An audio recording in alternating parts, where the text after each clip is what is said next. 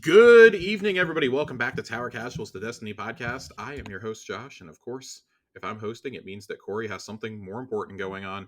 But fear not, my co-pilot tonight is the one, the only, our Raidmaster and our community manager, NerdGeneralist. Good evening, good afternoon, good morning. I'm going in reverse order for those of you who might be listening to this, and a special hello to all the warlocks out there, and to A1 Johnny and my nemesis Ronnie. I hope both of you stepped on just one Lego today. Oof. And then had an amazing rest of your day. Oof, Thanks for having me on. It's rude. It's rude, but I like it. That's why it's just one Lego. It's just like a little rude. Just like a 2x2? I think at least a 3x2. Okay, fair. I'll allow it. But man, it's been a very busy time since we had you on last. Of course, Corey and I have spent the last couple weeks going through the expansion, going through the story, talking about the season last week. We haven't had a whole lot of time to get to the Armory, which we're going to talk about tonight. We're going to talk about some seasonal weapons, some expansion weapons that we like. We're not going to talk about every single one. That would be impossible. So we're just going to talk about a couple of favorites that we have, maybe some roles, if we've gotten roles we enjoy. But before we get into all that, I need to get your take on the raid. Dealer and I did a special episode after finishing our run last weekend. We recorded on Sunday afternoon, and then you cleared it pretty much right after that. Like an hour or two after we got on recording, you went on your run and got it cleared. I also ran it on normal on Tuesday, and let me tell you, it's fucking night and day between contest and regular. I was watching you guys run through it on contest along with other creators. Yes, it was night and day, but it was also significantly easier than previous years, which I think is the kind of the general consensus. Yeah, but normal mode was interestingly easy. So I got my clear after contest mode had already subsided. I had to work on Friday and Saturday. I just had too many things going on to actually get in there, and went in with a group of folks who had already done them. So a lot of the mechanics were already kind of figured out and everything. But just general take. The design. I really, what I'm going to say is it echoes what most people have already said. Design, sound, lore are all top notch. Those teams usually knock it out of the park, and they did again on this one. Yep.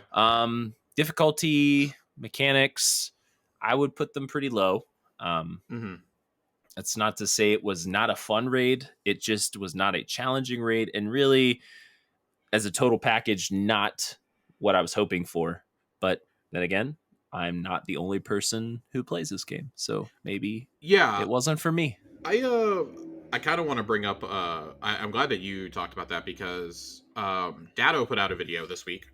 His final elitist Datto. It was video. A spicy video. His elitist ones normally are. He said this. He said this may be the last one he ever does. I don't believe that for a minute. But I'm so sorry if you guys hear an engine revving in the background. My neighbors are really obnoxious. Josh is working on a hot rod. Oh my god, dude! They do this at like all times of the day and night. It's really annoying. Do you moonlight as like a street racer? Do you have like a close, family of people that are quite speedy and angry? I do not. I do live my life a quarter of a mile at a time because that's about how fast I can run. But yeah. I would like to see you run a quarter of a mile. That's like, I don't even think I could run a quarter of a mile. I am very out of shape. It's not just that I'm out of shape. It's my bad leg has been acting up again a lot lately. I'm actually probably gonna need to go get it checked out. But get you a scooter. You can, dude. No joke. Soup up the scooter. I'm gonna get a little rascal the next time I go to Disneyland.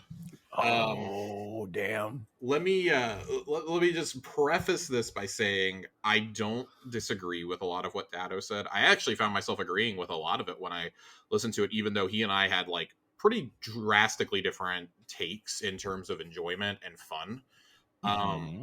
Once you take into consideration that he says that part of his tone is because he's disappointed in his own performance, I think it puts the video in a lot more perspective. He was salty. He was very open about that. Like in all of his Yeah. critiques about it on social media, his raid Yeah. guy, Elitist Dado video, he was very open about it. They finished 150th. He said in the video was made aware of it. I think it was sometime last year, maybe like before Valid the Disciple came out, that he had never placed outside the top 100, and he was the only raider who had never placed outside the top 100 for every single Destiny raid, including I challenge mode. I think, yeah, I read that. I heard him say that statistic too, and I thought that was pretty interesting. And I think what's kind of becoming a thing now, it's becoming very clear that there's a changing of the guard happening. That Yes. the old guard of sort of hardcore raiders who are at the top of the charts every time, they're starting to fade into obscurity. Just due to age or just lack of interest in the game, or just the whole way that we raid, especially during contest mode and day one, has changed significantly since. Right. I mean, really, even over the course of the last two raids. So Yeah. I think he was salty, but I think he's also starting to feel kind of that he's not to not to quote Lethal Weapon. I think he's too old for this shit. Yeah, and I mean this isn't going to be like us deconstructing No, we don't have Dado's to. opinion, But yeah. but he kind of acknowledged that too, that he feels like there are other teams that are coming up. I mean, Harden the Paint got world's first. They are a team that has finished top 10 in the last several raids. Has Mhm. just never quite made it over that hump. He had nothing but congrats for them. And I think one of the other important things that Data says in this video is, I'm not trying to take your emblem away. If you finished this on contest, that is an achievement, no matter what. No matter how easy I may think it is, that is an achievement. What may be easy for me may not be easy for someone else. And he goes, the general sentiment online seems to be pretty split between everybody who thinks it needed to be harder are those of us who are typically in there on day one. Everyone who's like, nah, this was just right, or this was just the right amount of difficulty, either did not finish and got held up at planets, or they got their first ever contest clear. And he says, and that is okay. That is totally fine to feel. He goes, for me, as someone who has always done contest since the very beginning, this was underwhelming. And he goes, I had a feeling this was going to happen after Deepstone Crypt. We all remember Deepstone Crypt when that came out, and the huge deal that was made about 5,000 fire teams clearing in 24 hours. Even though I think the overwhelming majority of those came after we figured out that Lament was the play at Atrax. Mhm.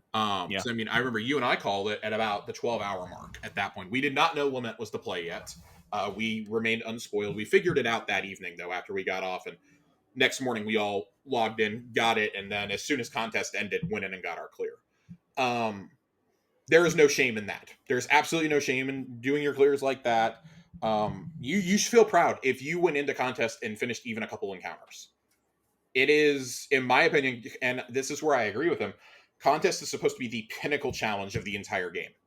It is to a point, though, with the difficulty scaling in this game. This is why I want to talk about the raid, where the raid, which is supposed to be your pinnacle PvE experience, is easier to do than Legend Lost sectors. That is the point that we are at.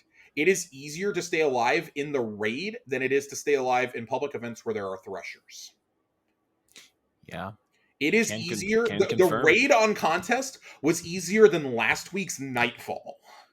I spent, I would say the legendary campaign and the exotic mission were both more difficult than, and I ran the exotic mission last week a couple times, Yeah. with and without people. And it was significantly more difficult from an enemy standpoint, from not a mechanical standpoint, but like there was just more challenge in both of those things than the raid, which is, yeah, like you Yeah. said, supposed to be the pinnacle activity. But I want to highlight a few things that I think Bungie did right here. Besides the teams we already mentioned, I do think that they needed an intro raid, because Deepstone is easy for those of us who have cleared it 30 times because we know all the optimal strats. We go and cheese it with Parasite now. Beforehand, it was just, get Lament and run in there and do it. We're going to skip most of the actual mechanics in the Atrax encounter. Everything else you can kind of like just brute force your way through. I think that this and Deepstone work good as beginner raids, but I don't think that you should have a beginner raid when it's the penultimate original raid in your saga. The time to do a beginner raid was, I wouldn't even say it was Witchwing. I wouldn't even say Witch Queen. I think the time to do the beginner raids is honestly the reprised Destiny 1 raids. Because our mechanics and Yeah. our problem solving has evolved so much from Destiny 1. We are playing a fundamentally completely different game than Destiny 1 at this point. With build crafting, with stasis, with Strand, with all the perks, all the armor mods. Like, even stuff that was in D1 is completely different now. And I think that honestly, Vault and Kingsfall probably should have been those easier. Maybe not Kingsfall, because that is a longer raid, quote unquote, with all the bosses you have. Well, what they could have done, not to cut you off, but Yeah. what they could have done is just ported the mechanics of those raids over as they were in Destiny 1 Which they without making the largely did. significant. They largely did, but they also made some mechanical changes to sort of bring the mechanics up to sort of what quote unquote Destiny 2 standards. Yeah. But they didn't have to do that. They could have left those three. Well, I say those three.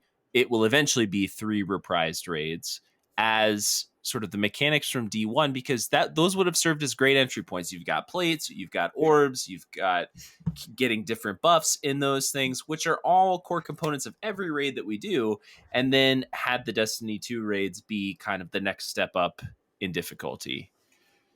Yeah, I would definitely agree with that take. It's just, I guess it's a little frustrating to see, like, and then I saw the other argument that I really hated that I saw, and to his credit, Data was not making this argument. Most content creators I respect, like Fallout, were not making this argument, but there were a lot of people trying to say, well, the raid was completed in like 2 hours 45 minutes or something. I think was the final, or 2 hours 35 minutes. It was one of the two. And so therefore it cannot be a good raid. Wrath of the Machine is widely considered to be a top 3 Destiny experience of all time, and World's First was an hour 58. Yeah, that. And that was in D1. I don't think time to complete is any No. standard because, like, again, the sort of the climate for teams and the team composition and how our tool set, everything is constantly increasing. Player skill is constantly increasing. Player understanding is constantly increasing. So we're always going to be getting better, and those times have just trended downward for a long time. So yeah, I think that it's a dumb take. I think Vow was probably more of an outlier, more of an outlier than we thought, because I don't remember how long Vow took for completion. I want to say Vow took like 6.5, maybe 7.5 hours last year to get World's First. I don't even know if it was that long. I feel like it was that long. I feel it was definitely a more significant time than this. That's for sure, because it was pretty. I saw most reactions I saw was that was an adequate experience. That they want World's First to be an experience that takes between 6 and 8 hours. If it goes longer than that, fantastic. But I think that, and this is kind of what Data was waxing poetic about, it was in a lot of ways, it was kind of a goodbye to the raid races of Last Wish and Garden and even like Crown of Sorrow. Because you look at how many teams completed those. I read these stats off when I did this with Dealer. 2 teams, we all know the story about Last Wish and 2402. We're not going to go into that, but 2 teams in the first 24 hours. Crown of Sorrow had 104 teams, I think. Garden had 94. Like, or 96, excuse me, in 24 hours. And I understand the yearning for that to come back and like, oh, it's some elite thing. And I understand that. I get that. I think we are now seeing raiders like Datto get to who have been around for all of the raids, kind of start to go through what PvP mains started going through probably a little over a year ago, when they started to realize PvP, the way that I want it, is never going to work out in this game, specifically with the Trials rework. That was when we first started seeing a lot of those complaints, right? That made Trials more accessible and things like, we see nothing but complaints about comp. And to be fair, comp needs to be completely reworked again. But it is never going to be a truly competitive experience like, say, Halo was with HCS, like Counter-Strike was, like Apex has, competitive modes. Even Fortnite has comp. Like, this will never be a game that has something like that, because it is a fundamentally completely different game. And I think that they're starting to understand, Bungie knows they will cater to the largest common denominator that there is. Because if 70% of people want contest mode to be easier, and that gets the engagement numbers up, that's probably going to happen. People are already in there farming. Like, they're probably going to do that because these raids cost so fucking much money to make. They take so much time to make. Even something simple like this takes months and months of time to make. Yeah, I mean, I've been an MMO veteran Yes. for the majority of my gaming career, so I have a very firm understanding that pretty much every MMO follows the same trajectory, and they are very expensive, very time consuming to make. So it doesn't make sense economically, or from a long term perspective, for them to be able to continue developing the game No. to make everything for, you know, 2% of the gaming If population. that. If And that. yeah, it would be a lot even less than that. So I would kind of have that meme, the Franco meme, like first time, when I see all Yeah. these people freaking out once they're kind of understanding this and realizing it. Yeah, they can't make the game for such a small group of people. I mean, World of Warcraft went through this probably about 5-6 years ago. Is when I It would say it started going through this process. And I mean, No, that game went through it. I mean, people would say that game went through it at the first expansion. I mean, I played it back really? then. Okay. Yeah, Okay. as things progressively I just knew got people who easier and played more and up more through casual. Mists of Pangaea. That's kind of where everything kind of like fell apart for the group I knew that played WoW, but they played consistently for about a decade there. And they used to do raid nights and this and now, like, oh yeah, we're gonna do raids, we're gonna do WoW raids, and like Luke Smith has talked at length about like he did that so much that he wanted to put an experience like that in Destiny. And I think, regardless what you think about the difficulty, the fact that Destiny has raids and it is the only console game that has ever nailed that is an achievement in and of itself. Look how many games have tried, like Avengers tried to replicate it, the Division has tried to replicate it. I mean, I would go as far to say that Destiny does it best. I mean, again, I've Oh, I don't played think all that's a of stretch these. at all. I've played all of these MMOs, and there is not a present, like, the world first raid race is such a big thing, like on Twitch, Yeah. on across the internet. You don't see that for things like Final Fantasy 14. And those games, all with World of Warcraft, those games release new raids every single year, and you don't see that outside of their own community. So you don't have tailgate shows for raid day in those games, at least not that I know of. They could be. Don't at me, Yeah. uh, It MMO fans, yeah, but if you're a big MMO fan, let us know what day one is like in other raids today. Like what it's like now. I have friends who they put aside everything because they're huge Final Fantasy 14 fans. They put everything aside, but even they have acknowledged like the Destiny raids is a completely different conversation. Like that dominates Twitter for the gaming Twitter for the day. It dominates Reddit, Twitch. That's why I was kind of shocked it took so long for Twitch to do an official partnership with it. so okay. So we've established that it's a big deal and that Yes. contest mode is a big deal. So what do you think went wrong? Like, where now we know what went wrong. It wasn't as difficult. The Yeah. mechanics weren't as fleshed out. Give me your hot take. What do you think caused this? I think enemy scaling is the main thing for me. I never once felt like I was having problems surviving, except at Nezarec, and that was because of all the shit happening around me. And even then, once we got down to a pattern, I didn't feel threatened by anything except for his one-shot purple attack. That was the only thing that any of us ever really felt any sort of like urgency about. Like, yeah, we would go down in second encounter during boarding action 2023, but I never felt scared during the first encounter. Even though there were a shitload of ads, nothing felt hard. Like, yeah, you'd have the occasional barrier champ, you'd have a tormentor. We were melting those things so fast, though, even on contest, and it's a complete joke in normal. It is a complete joke in normal to fight those things. They die very quickly with LMGs.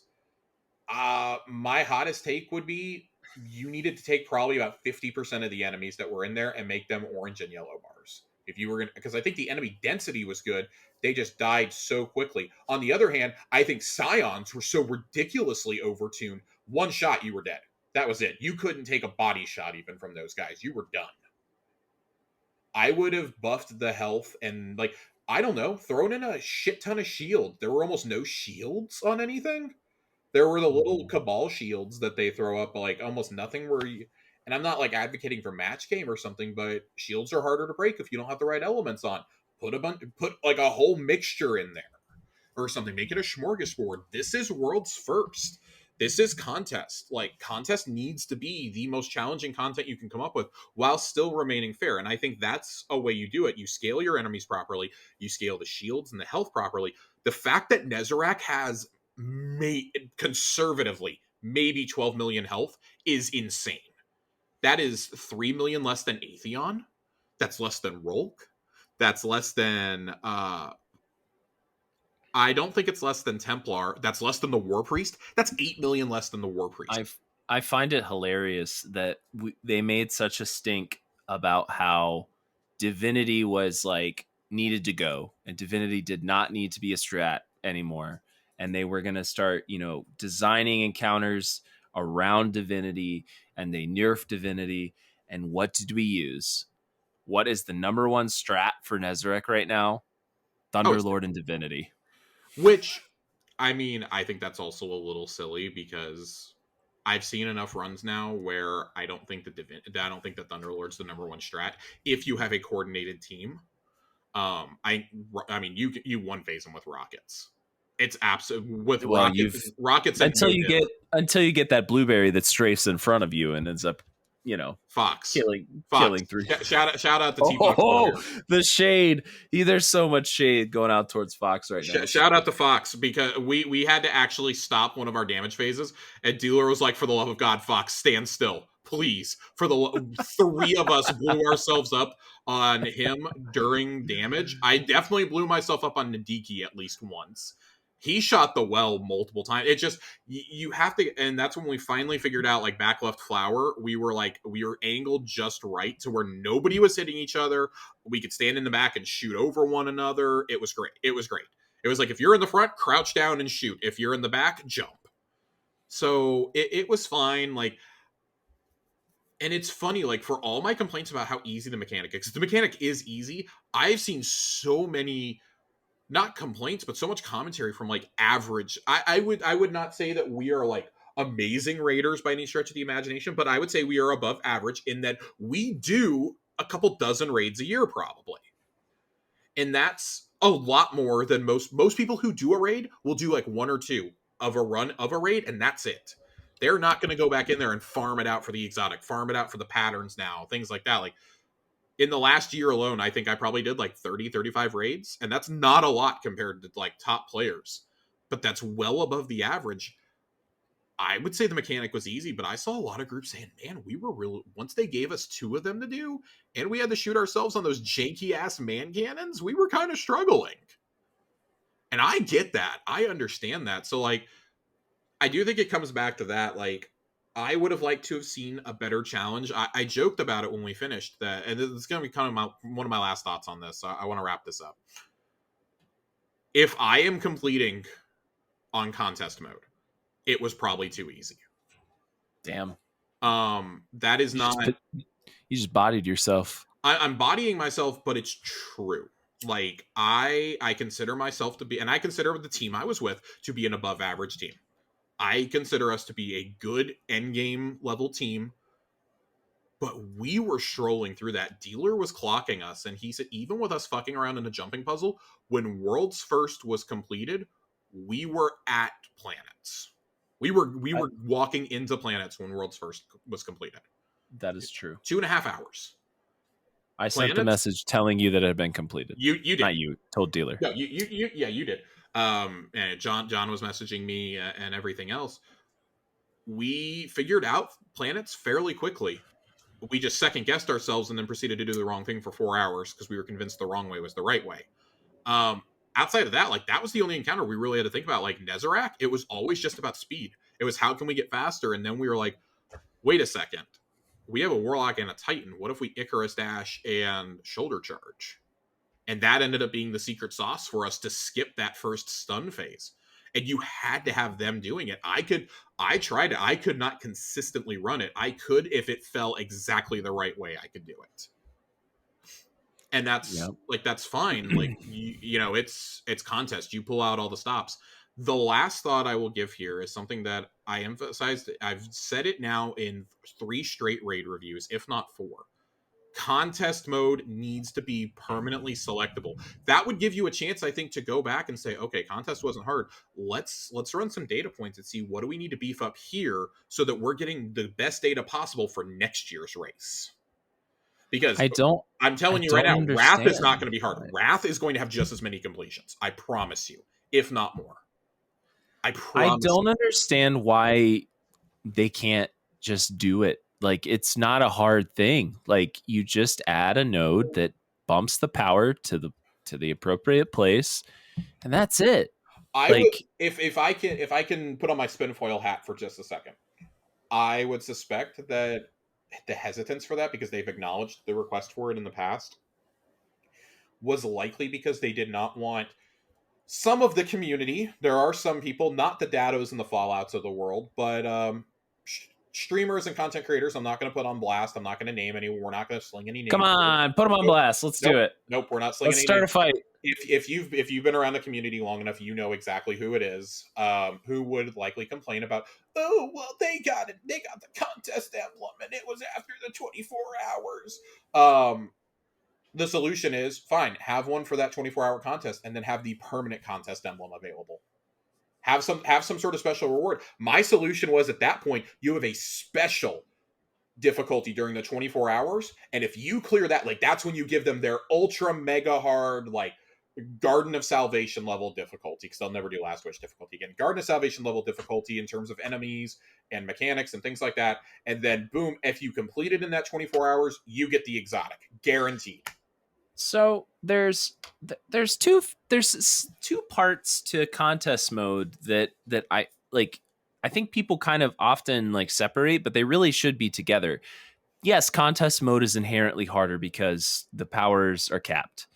But there's also the difficulty of not knowing what the hell you're doing and not knowing what to expect, not knowing all of the spawn points and all of the strategies. Yep. So I do think that there should remain an emblem for people that complete a raid within the first 24 hours, because oftentimes Yes. those people don't have access to that information. They haven't watched the "What is up, guys? Rikak is here" guide. They're still trying to figure it out and working through on their own. But I also think that contest mode should be available. You should make it part of the seal for the triumph to complete, or Oh, as a that's a triumph good solution. I agree. I agree. to get the seal.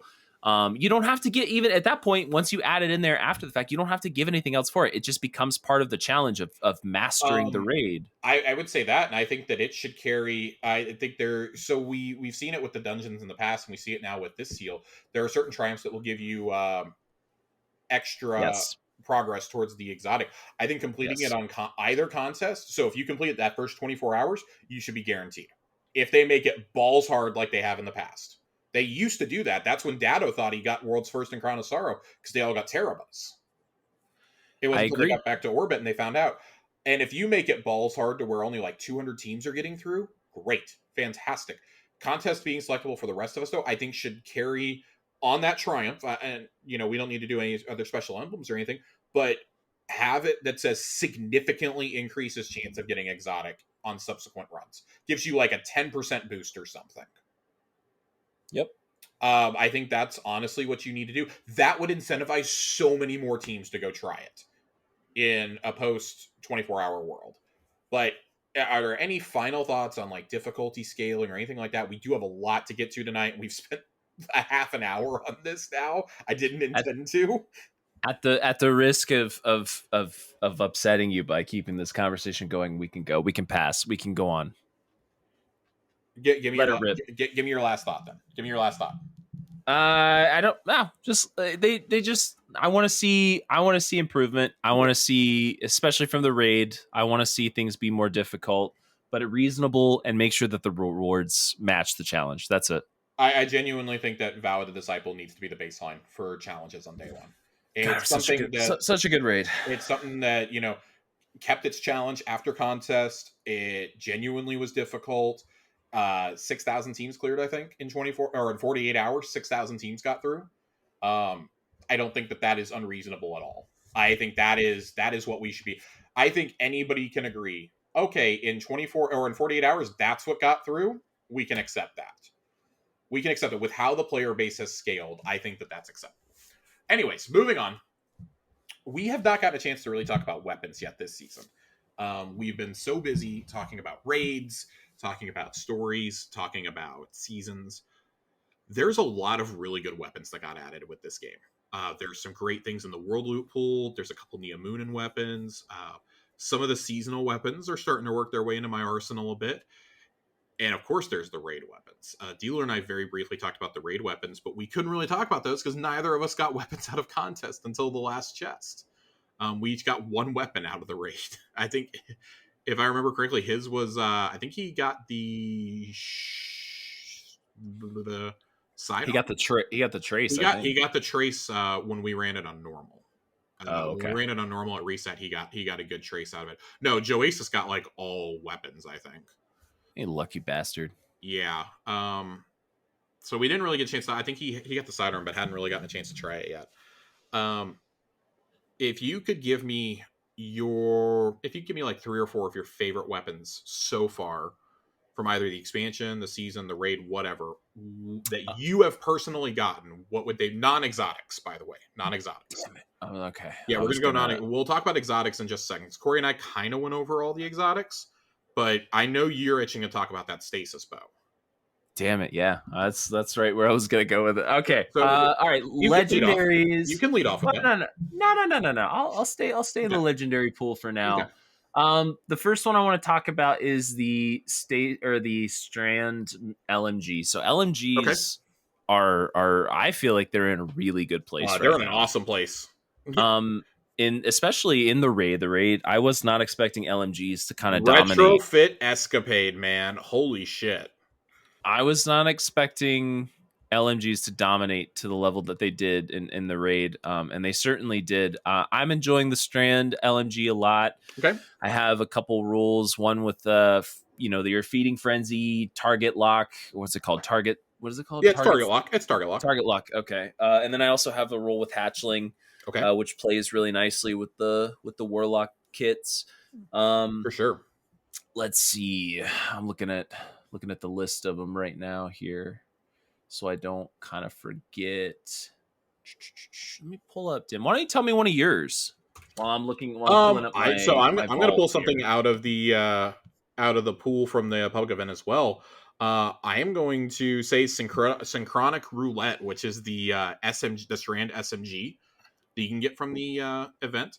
I really love this. It's a 600 RPM, so it's very similar in archetype to Shayura's. I got this with Hatchling and Envious Assassin, and I really, really like that role on pretty much. I've heard Envious Assassin is good, but I haven't tried it on a primary. I mean, what's your mag look like on that?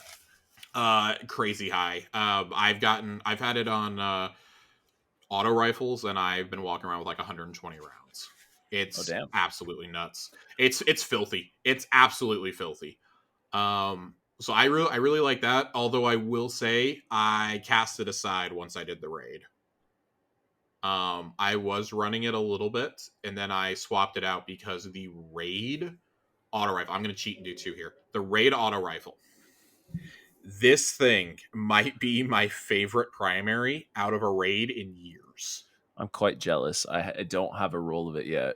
This is Rufus's Fury. It's a 720 Strand auto rifle. So if you remember 720s, guys, we talked about these. This is your crates, your chroma rushes. I think Misfit might be one. I don't remember off the top of my head. But these are those ones. They're your rapid fire ones. I got a couple rolls of this. I got one with I got Tap the Trigger and not Focused Fury. Not Dynamic Sway either. I don't know. I got one with Tap the Trigger that I haven't really used. The 2 I've been playing with were Thresh Target Lock, which was okay. And then Thresh Hatchling. And let me tell you something. Those green bastards are flying all over the place anytime I use this gun. Just flubber everywhere. We are a Robin Williams cameo away from this being Flubber the gun, and it is fucking phenomenal. This thing, it destroys in PvP, it wrecks in PvE, it wrecked in Gambit. I fucking love this thing. This is, listen, you guys know how much I love my messenger, how much I love a good pulse. I have not picked up my messenger since getting this gun. Oh, it's sad. Your messenger is probably missing you. My messenger has been sitting in the vault since, God, I didn't have the courage to put it in the vault, but I have not touched it at all this expansion. I ran Disparity Damn. as my primary for most of my Lightfall related content until I got the Strand SMG, which was really good, and then this thing. It's a monster. This is a do it all gun, and it's craftable. On top of that, it's craftable. I've got 3 patterns already for it. I am absolutely stoked for this gun. To be able to craft it, get the enhanced perks on it. I think the design of the raid guns is so unique. Which one? I think it's the trace rifle that looks like the Lego dragon head. Yeah. Did you see the comparison? I did see the comparison. These guns look like they belong in fucking Bionicles, by the way. Yeah, they do. They really do. I have not personally gotten the trace, but I've seen 2 absolutely filthy rolls. One of them was rewind rounds incandescent. Nice. You said it. You said it right. Nice job. And then the other one I saw was reconstruction target lock. Reconstruction is just having its resurgence. Like, it's having its it's day always right now. it's a raid perk, right? And we haven't really seen it since Deepstone. We were like, oh my god! I remember the first time that I actually got a succession out of that very first Deepstone run, and I was like, holy shit, what's this perk? I still use that succession to this day. That was my day 1 special ammo weapon that I took in. I'm really sad that Warmind cells are gone because seventh Seraph carbine can drop with reconstruction now out of the whirlpool, and it would have been really fun to have in the Warmind cell days. That, man, I'm so glad that perk is back. God, I cannot say. You can criticize the raid all you want. The loot in here is so fucking good. Everything, with the exception of maybe the grenade launcher, is great. All I got from the raid were sidearms. I'm extremely excited for this sidearm that looks like a ball sack. I'm very excited for it. Have you seen the shit hanging off the bottom of that? I gotta look at it now. I have it, but I only inspected the perks. I didn't actually even pay any attention to the actual. Take a look at this. For all you listening at home, Mikhail's Reverence is what you want to look at. This thing, ball sack sidearm. It's a fucking ball sack sidearm. They took the model of Forerunner and put balls on it. Basically, it's truck nuts on a sidearm. Well, being from Texas, you sure know what truck nuts look like. Dude, I get cut off by somebody having truck nuts at least once a day. At least.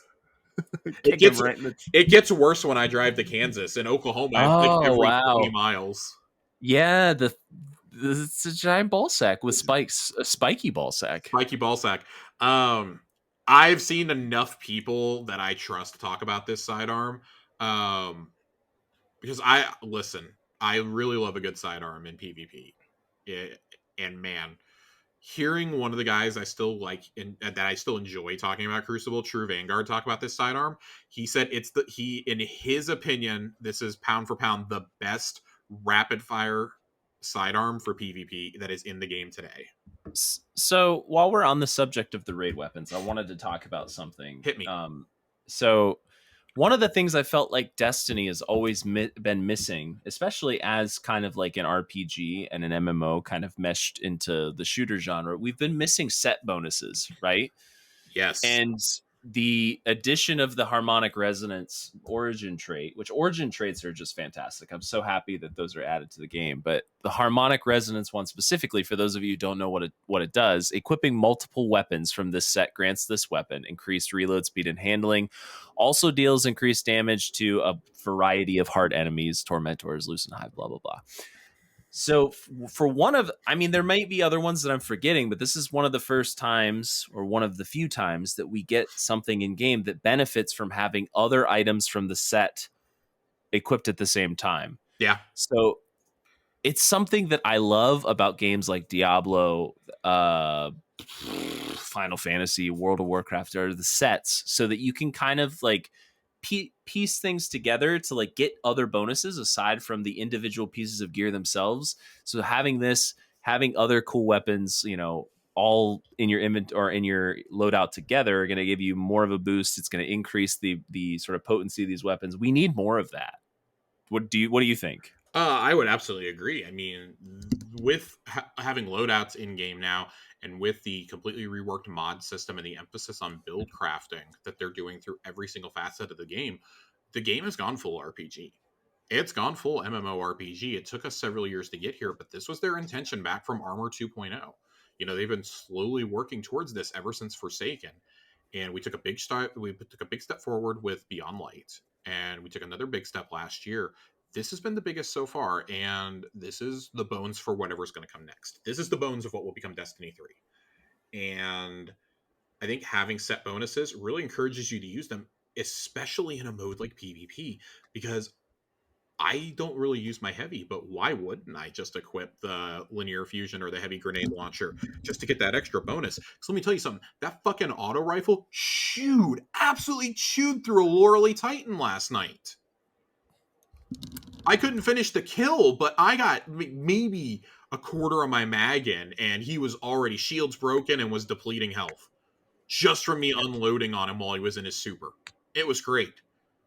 Now I imagine that with something like the sidearm or even the shotgun.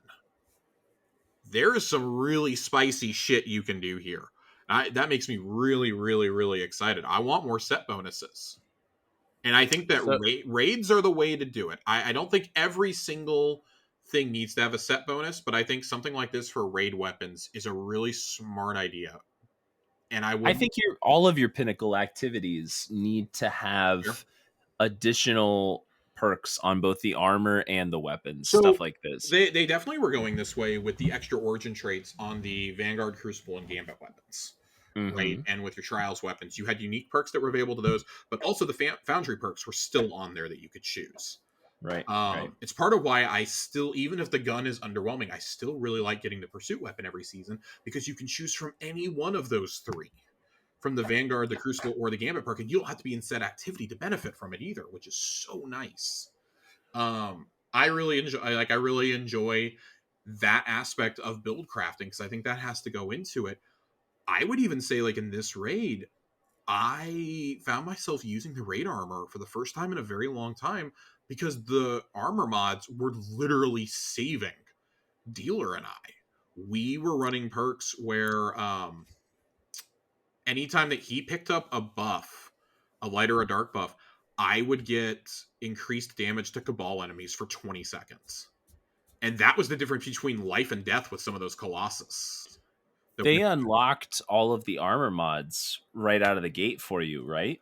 No, there are still ones that you get out of the chests, out of the secret chests. Okay, so I wasn't clear on that, but I did notice, because I got one piece of gear from the raid, one piece of armor, and I noticed when I went in to check, I had a bunch of available armor mods for the raid right out of the gate. They give you most of them right out of the gate. Okay.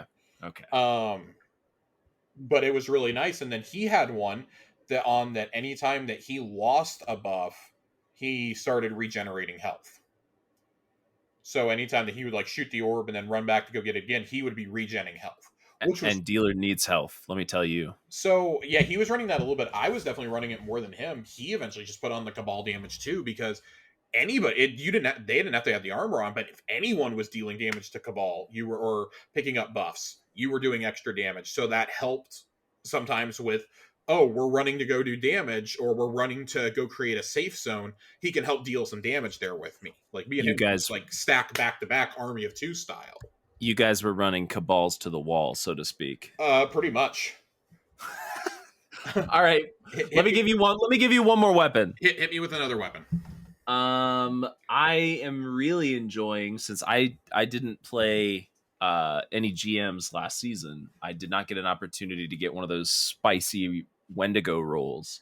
So having the seasonal grenade launcher, Regnant? Yes.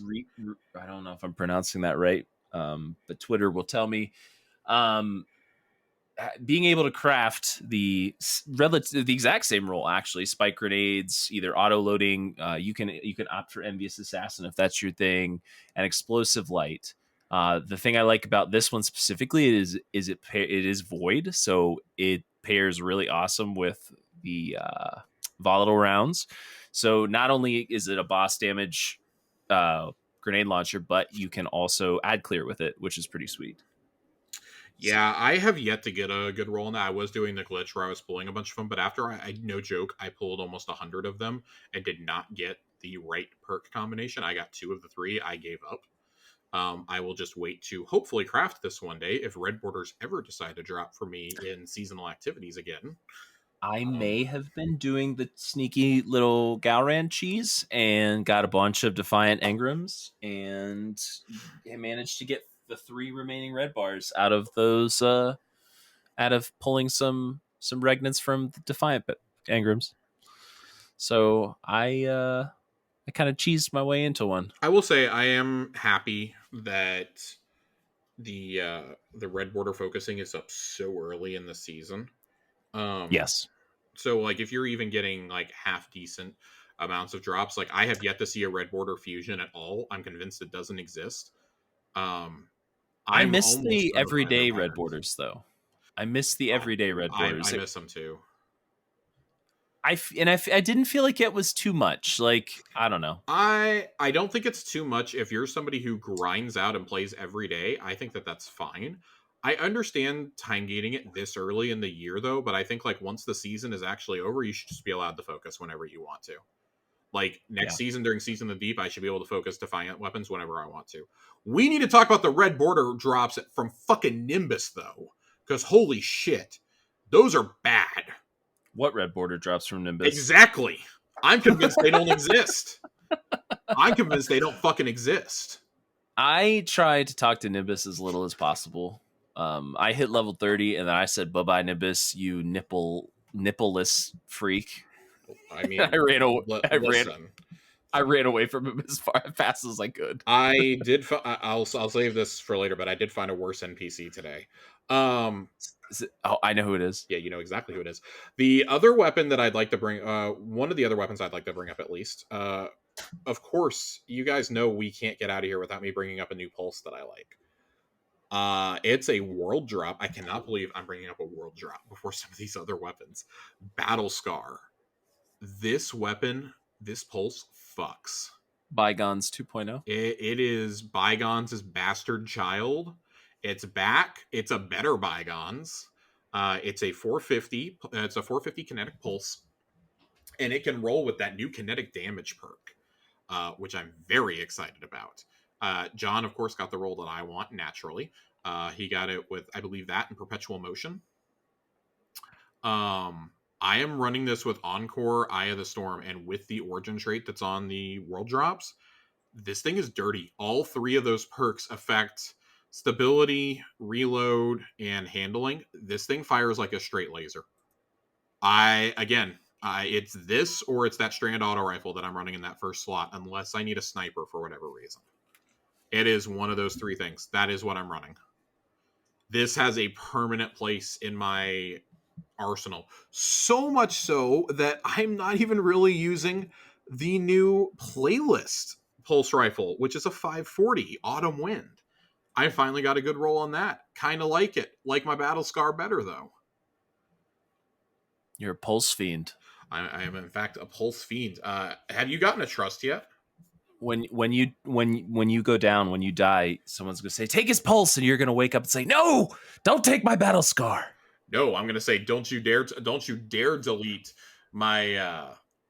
Oh my god! I just blanked blast out furnace. My blast furnace. Don't you dare! Don't you fucking dare! Josh and I have mourned many a time over blast furnace. Listen, the loss of our blast furnaces. If I get to final shape without forge weapons coming back, first off, I'll be pull shocked. it out. I'll absolutely be shocked. I'm Final shots on the Witness will yep. be done by Blast Furnace. Yep, I'm gonna have a loadout set up, and I'm gonna hot swap when he goes into his final damage phase because I'm gonna shoot him to death with Blast Furnace. That's how much I love this gun. And that's the reason why your fire team will wipe, because your Probably, power level will be god awful. Many apologies to everyone doing contests with me this time next year. Do you have another weapon for me? Can I talk about the bow? I really want to talk about the We can bow. talk about the bow because I'm gonna be honest. I'm kind of running out of weapons to talk about here. Yeah. If you, I'm an Aegir's fan, but I cast it aside and said goodbye, boy, for the new Stasis exotic bow, Vergless Curve. It's amazing. Um, it's grenades in a bow. It does everything you want it to do with all of the stasis mods. It hits like a freaking sniper on enemies when they're frozen. It's amazing. I love it. And I just wanted everyone to hear it because I've trashed so many bows in my time playing this game. I was not a Tiku's fan. Don't get mad at me for that, A1 Johnny, but I was not a Tiku's fan. Same, big same. And I love the stasis bow. And that's where I'll leave it right there. Stasis bow is great. I need to use it a bit more. I've only used it a little bit. I'm not a big bow fan. Like we've established that on this show. I do not like bows a whole lot. But I've seen some of the wacky shit you can do with this bow, and I really would like to get better with it. The reason why I like it is with the new mods, stasis ability regeneration kind of took a little bit of a dive because the stasis shards don't sort of charge you up as much as they used to. So with this, you can shoot the crystals that it creates, and then you can get grenade energy from that, which kind of gives that little bit of ability regeneration that especially Warlocks lost to give Osmiomancy gloves that they're kind of like full potency back. Yeah. If I could leave off with a final weapon here, it's one that I need to definitely play with a little bit more. But I enjoyed the Thoughtless Sniper Rifle so much last year that Bungie was like, here you go, we're going to give you another Stasis Sniper Rifle that's really good. It's the Irakudaji. I don't know how to pronounce that. I think that's how you pronounce it, but it is a Stasis Sniper Rifle. It's a 140. Particularly the role that was being sold at Banshee the morning of the raid race was really good. Banshee gave everybody a god roll that morning. Yeah, he was like, "Hey, I know what shit y'all are gonna fight in that final room. Take something that can one shot his shoulders." Yeah, it was like what was it, fourth times an opening shot or something. It's firing line fourth time. That's what it was. Appended mag and expended barrel. Tactical mag, hammer forge. I'm looking at it right now. Man, that thing is a fucking monster. It is. It's an absolute monster, and it's in the world loot pool. On top of that, be checking Banshee. He has sold some really good weapons over the last couple weeks. To start off, that's in fact Battlescar. He had a good roll on Battlescar. He's had a good roll on that on the sniper. He's had a god roll, Judgment of Kelgarath, the glaive from last season. There's some really good shit, but this, I will say overall as a commentary for a major release, has been kind of disappointing in terms of weapons. I think there's the best weapons on Neomuna, hands down, come from the public event or from the rotating event, hands down. Agree. That's where you get the LMG. That's where you get the shotgun from, and one of the shotguns, and that's where you get the SMG. So two of our three weapons. Or two of the weapons that we brought up drop from that. I personally like the shotgun, but I totally understand if you don't enjoy the shotgun. It is a 140. I like it. I've heard of some people liking Round Robin, the 120 Strand hand cannon. I did not like Volta Bracket when I used it, the sniper. Iterative Loop, haven't gotten a chance to really play around with it. Philocatic Spiral is fine as a pulse. It's a 340, so it's about the same as Messenger. Can roll Volt Shot, though. It can roll Volt Shot. I do have a couple Volt Shot rolls. I did use it in the partition the first week. I like it. It just reloads like slower than molasses. Yeah, it's a high impact. Yeah, it's super slow. Dimensional Hyptharcoid, which is the heavy stasis waveframe grenade launcher. Ooh, don't sleep on Royal Executioner though. the fusion rifle from the seasonal set. It can roll with reservoir burst on it. By Yeah, the way. I was gonna work my way down to that. Oh, I didn't know you were working all the way down. Okay. No, I'm just like kind of like trying to highlight just how like disappointing I think that the overall weapon additions are. Um, I think the season is pretty disappointing as well. The Kind of auto, surprised we didn't get a new like rocket launcher. um, I yeah, mean, I get it. We have a lot of good ones, and at a certain point, it's like, how much better could a rocket launcher really be? right. But like, with like, rockets are just such a core like thing in Destiny. I'm just surprised we didn't get I'm one. shocked at how many grenade launchers we got overall. I'm surprised with how many glaives we got overall. Somebody on the glaive team was like, Listen, "Hey, glaives! I did a lot of work. I did a lot of work after hours. Here it all is. Put these in the game." And they're like, "All I'm right, we'll do it." completely okay with it. I will love them and cherish every single last one of them. The Strand auto rifle is something else I want to highlight a little bit here. It's fine. I think that if you get the raid auto rifle, it outclasses it in almost every single respect. It was very hard for me to go back to that 600 RPM one. It's vanilla. It's very vanilla. 600 RPM auto rifles, I think, are in kind of a weird place too, because I've tried using them in the past, like recently, and they just seem like they don't hit very hard at all. I Well, mean, that was the gnawing hunger right. fire rate, which got basically just nerfed into oblivion Yeah, and because they've gnawing never brought hunger it back up, and I think dominated for so long. they probably need to Yeah. explore doing that, especially if some of the rumors we're hearing about next season are accurate. That with it being season of the deep, we may be getting some of the old Gambit Prime weapons back, Gambit Prime and Reckoning weapons reprised. If that happens, I Ew. think you would need new roles on Gnawing Hunger, because that is, I mean, Can I get Breakneck back, please? I also would like. I mean, it would not be unprecedented. I mean, Wendigo and Buzzard have both come back in the I Vanguard want list. Breakneck back and give it to me exactly as it was. Don't give me stupid perks on it that aren't the special perk that it had. Just give it to me. I want it. I would like that, and I would like exit strategy back if we're bringing back old Gambit weapons. I loved exit strategy.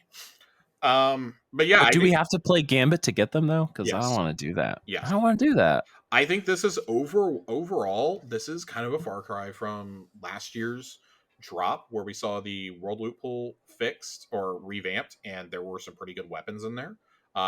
Synchronician is one that I think of a lot. The Stasis Pulse. So I feel like, not to change the subject, and I'll keep it short, but I feel like last year I felt the exact same way about the weapons that I did this year. It's that the weapons that came out with the expansion in Witch Queen, like the ones that you could get from Wellspring and all that stuff, that they were pretty weak too.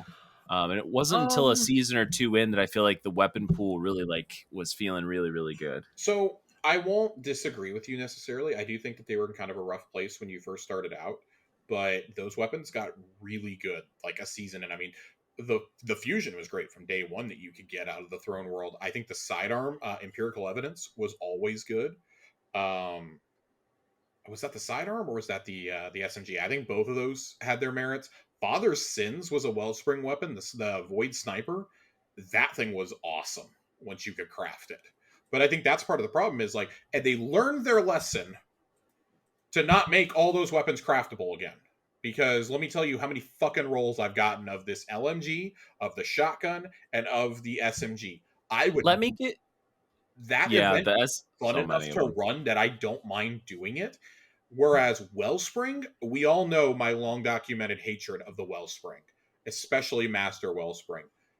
This this was clearly supposed to be a 6-person activity, and then they went at some point in production, probably pretty close to shipping, they went nope, because in the original Lightfall product page on Bungie.net, it said 6-player, 6-player arena mode. Mm-hmm. And they very quietly got rid of that part on their site. And thank God, because anybody can be driving through and hit one of these and do it. The Vex Strike Force stuff is awesome. Like, I still have not encountered a single one of those yet. get good. Wow. You know what I'm gonna do? I'm gonna go into your I'm gonna hack Bungie and I'm gonna change all of your drops to Tarnation. Fuck you. What in Every single tarnation? one. What in tarnation? Um, let's move out of weapons a little bit. But we do have a TWAB to get to tonight. There's not a whole lot in there, but still, gonna talk about a few things real fast before we shift on over to talk about partitions just a tiny bit, and then lore corner and get out of here. Um, there's some stuff. There's videos that come out this week. One about the raid, obviously the design of the raid, and then one about the art of Lightfall. Shows a lot of the concept art. I think both of those were pretty cool watches. I really enjoyed both of them. Some updates to Commendations and Guardian. Let's talk about Commendations for a second and Guardian Ranks. This stuff fucking sucks. I'm gonna call it how it is. This is one of I think the idea behind it was good, but this fucking sucks. This failed in every single sense of the word in terms of execution. Yeah. I can't think of one single redeeming thing about it. Also, tying it to Pinnacles trivializes it even more. Everything about it is trivial. Yeah. Like I could care less what somebody is, commendation wise Yep. or guardian light wise, because I see people who are level 7, which is probably the highest rank that you can really get right now, and who don't know how to do basic mechanics in strikes, regular strikes. So it doesn't reflect somebody's level of No. experience with the game, and neither do commendations. Which is what it was supposed to do. And I think this is really bad. I suspect that this might see an overhaul by the time that Fireteam Finder is in the game with the last season of this year, but I'm not holding my breath. This is something that I wish I could honestly disable in my game so that I stop seeing this fucking pop up. Let me just go to orbit. Let me just go to orbit. Don't make me go through another screen. Half the time I can't award anyways because things haven't loaded in, and you only have like 10 seconds at the end of a Gambit match or a Crucible match. I have enjoyed figuring out how to troll the opposing teams, though. That has been a lot of fun. If you go to full results, you can commend people on the other team. So I've definitely given playmakers. I didn't know that. That's hilarious. I've given playmakers to guys who have gotten like 0.14 in comp. Jeez. Yeah, I'm fucking toxic. Oh, excuse me. I gave one of them joyful. That's what I did. I gave one of them joyful. They brought great joy to me because I got my title out of it. Yeah, I'm really worried what Fireteam Finder is going to look like if this is kind of like the social features that they've been working on. Hopefully, those are two different teams, because it's clear that the people who design these two systems just are not in touch with the what makes a good fire team and how we want to socialize. I can't believe I'm going to say this. This is too positive of a tool. I need to be able to mark if somebody is completely useless and unhelpful. We need to set up. I mean, and I'm not trying to sound like I really truly I'm not trying to sound like an asshole. This goes back to what you were saying. There are people who are level 7 or 8 who struggle with basic strike mechanics. All right, so Tower Casuals, we're going to make a site called not commendations, it's demerits, and you can just Destiny demerits. Destiny demerits. You can just give other players that you pull. I mean, we could make this work, Josh. We can pull all of the information from the API of who you played with and the activities that you've done, and you can go and just shit on the people who deserve to be shit on right there on our DMs, site. let's make this work. And it sends them a message in the Destiny 2 app saying, "You fucking suck. Get good." Oh my god. And the thing is, like, I completely understand why there is nothing negative, because there would be people like me who would be like, you fucking suck all the time. Like, my girlfriend was sitting there watching me do the new arms dealer strike, like 2 or 3 days after the game came out, and I was just like fuming the whole time because these people had clearly no resilience turned on, and they were dying so fast.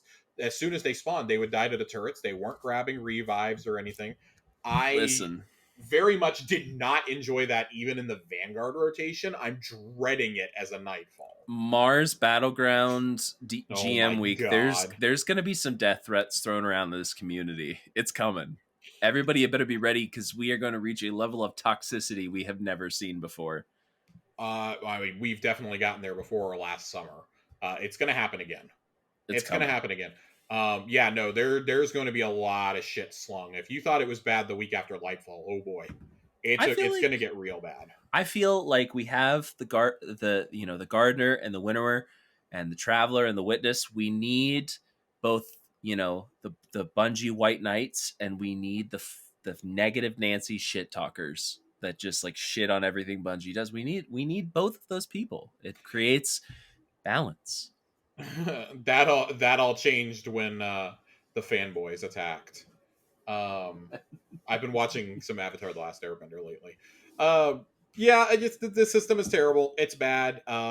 It grosses me out as watching the Dallas Mavericks attempt to play something called basketball right now. It's just it's all bad. It's all bad in Josh's sports life. Um, the Avalon mission, we talked about this briefly last week. Sounds like it's evolving each week. I haven't gotten a chance to go play this week's yet, but there are 3 different versions of the mission that you have to do for the seal this season, as well as I don't know if you have to beat that on Legend, but I know yes, you do actually. You have to beat this on Legend, so have fun, everyone. And then you also have to beat the 3 new battlegrounds on Legend as well, which if you have not done this week's, really cool mission. I really enjoyed this week's battle. I've liked all 3 of these battlegrounds. This week's was really unique as well. And you got a nice little cutscene about Amanda Holliday's past afterwards. Yeah, Which I'm going to be honest, I need to nice. go watch it again. It was I like that they're adding more depth to her character. I still think the I really hope, I don't know anything about the voice actress or actor that does it. The person who does the voice of Amanda Holliday. I really hope that's not their actual voice, because it sounds like a trope, kind of like a not. It's not their actual voice. The voice actress who does Amanda Holliday actually voices Keitel as well. That's right. We've talked about this before, and I forgot. Yes. I don't like Yes. Amanda Holliday's voice, but I did I love the don't either. cutscene. I thought it was very good. I need Very to go well back and done. watch again. I was very distracted. I was setting stuff up for us to go do a raid at that point. So I need to go back and rewatch this again. Maybe I'll do that tonight. I want to be able to talk about that a little bit more in depth when Corey gets back next week. It really feels like all the death flags are up now. She's got a special cutscene and everything. She's got a lore book. Like, yeah, shit's about to go down. Do you think when she dies, Crow's just gonna go full John Wick? No. Crow's been to therapy. I want to see him just go full John Wick. Crow's been to therapy. I think he'll be okay. If anything, that could be what causes him to reconcile with Mara. Oh, interesting. And he's clearly becoming buddies with Devrim. So I'm really enjoying Devrim this season. Calling Mithrax Mr. Mithrax is great. Yeah, you get to see a little more personality from Mithrax this season, hanging out with Amanda, drinking some whatever they were drinking. And it's fucking moonshine, man. You're not going to convince me otherwise. That's true. I mean, what other options do they have? They're literally at the farm. The only alcohol that survived the collapse is just a case of Kentucky moonshine that she has.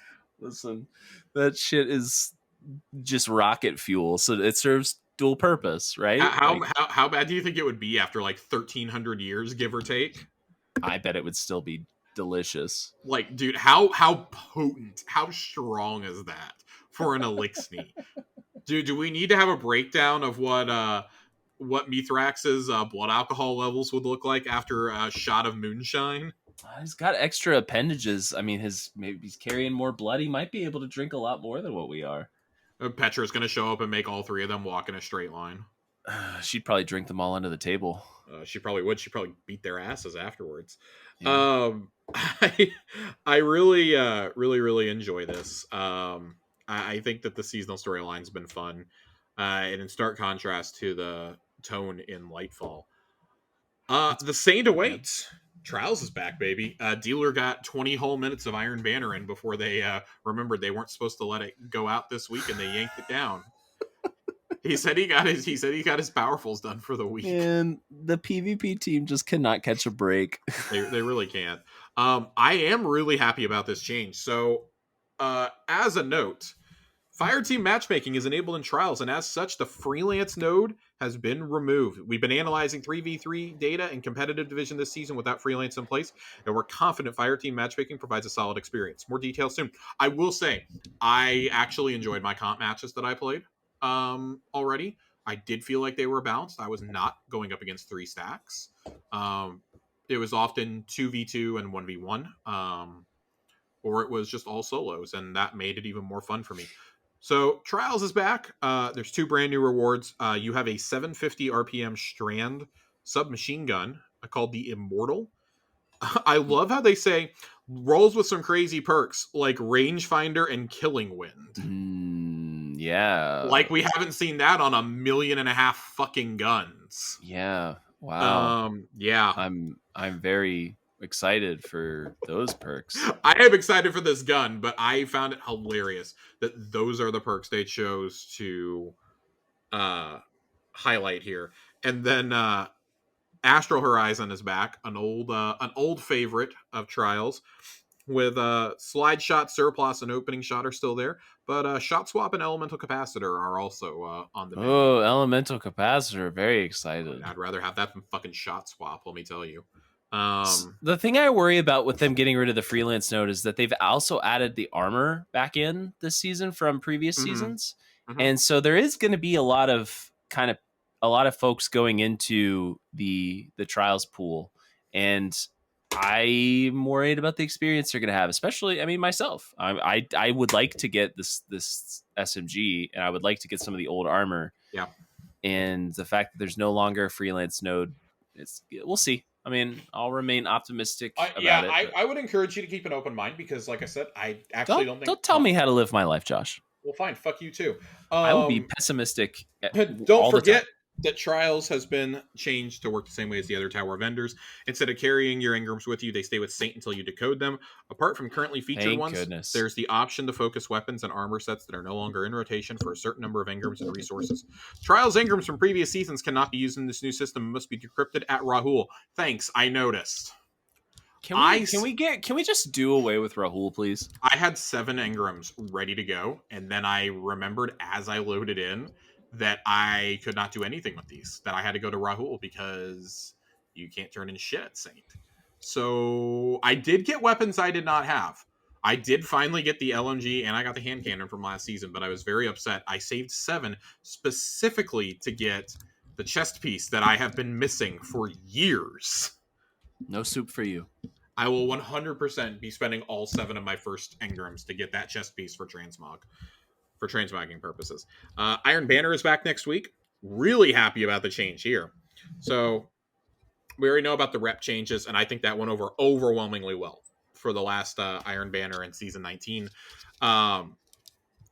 Let's talk about this, though. The Iron Banner modes we've launched over the last 3 seasons, Rift, Eruption, and Fortress, have performed well, and while we have more ideas for variations on existing standard modes, we're taking a breath before introducing more Iron Banner modes. We'll share more information on these game modes in a future blog, but in the meantime, we're running 3 different modes, 1 each week. The first Iron Banner of the season will be Iron Banner Control. Week 6 will be Eruption, and Week 9 will be Fortress. Thank fucking God there is no Iron Banner Rift on the menu. We will not see the player population just completely disappear. All 3 of these, I think, I think they are all well received at this point. Yeah. I personally liked Fortress a lot, despite the bubbles of it all. It is still insanely fun to go in there with a team that can pop the bubbles and then just run them. That's where I started running a glaive in there, just having a blast. If you're playing with friends, Iron Banner is still a ton of fun. I liked Eruption a lot when it was up. Iron Banner Control, obviously we all like Control. This was the best way to do it, with no new mode this season. Yep. And you got 2 returning weapons. Yoram's Claw, which is the Iron Banner Pulse, and Bite of the Fox, which is the sniper rifle. Again, not super jazzed about either of these, but I will be playing purely for fun. I really enjoy all 3 of these modes of Iron Banner. I will be in there each and every week playing these. All right, some pinnacles. Give me the pinnacles. Yeah, I need some pennies. And just I genuinely have just had a lot of fun. I look forward to seeing if there is a shader on the second page that I'm going to have to kill myself to get again. I've really appreciated this, that they are dropping old rewards now in these playlist modes, because Mm-hmm. I'm finally getting shaders that I've been missing since Forsaken. Like, I got a Crucible shader that I was missing from Black Armory to drop the other day, and it felt great. In a match that I lost, it still dropped. I don't know how I've you got guys keep track of all this stuff that you don't have. Like, I don't even look at my It's collections all that fantastic. much. Oh, I look at my collections because I specifically have wanted this shader for about 4 years now. Hmm. It's been bothering me every single season. I take time to bitch and moan about this. It's finally fucking here. I finally got Devil in the Details. It's great. Before we go on to Lore Corner, because this is going to help tie in a little bit, have you been doing these partition missions? I have.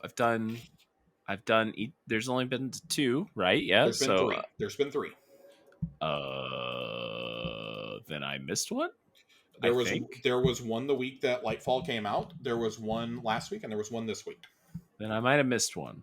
So the first Yes, one, I've done several. Yes. so when you load in the first one is a time trial that you're doing, and you have to like ride your sparrow through the Vex network and like kill champs, and like anything you kill, it keeps your timer going. Then you have a boss at the end, and oh, he's setting bombs. You gotta defuse bombs. So you gotta race off to the bombs each damage phase.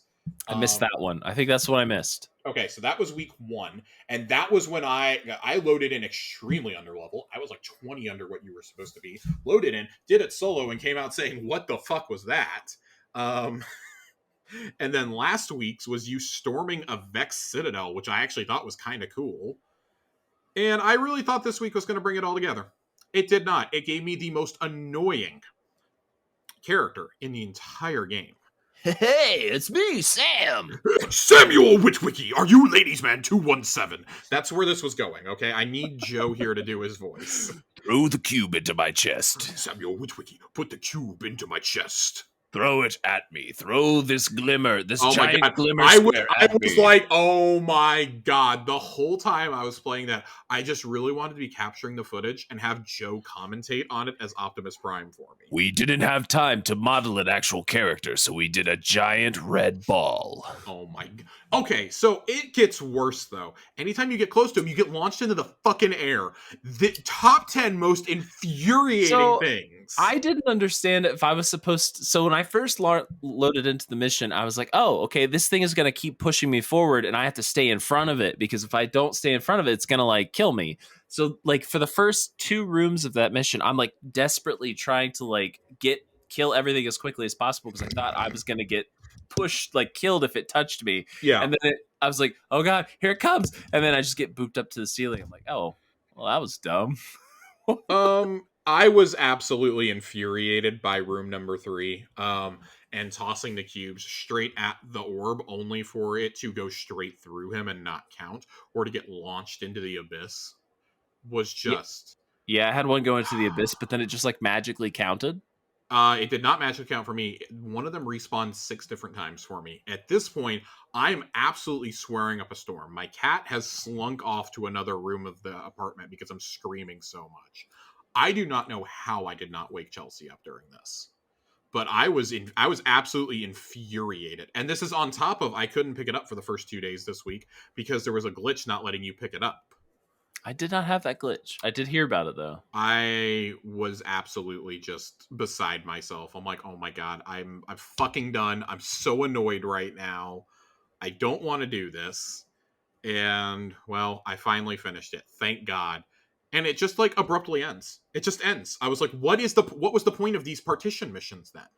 Hey What was man, yeah, I'll call you next time I need to upload a virus. I will say this, like at least the Empire hunts, the Nightmare hunts, Savathun's two truths, two lies bullshit, all told stories. What does this fucking do?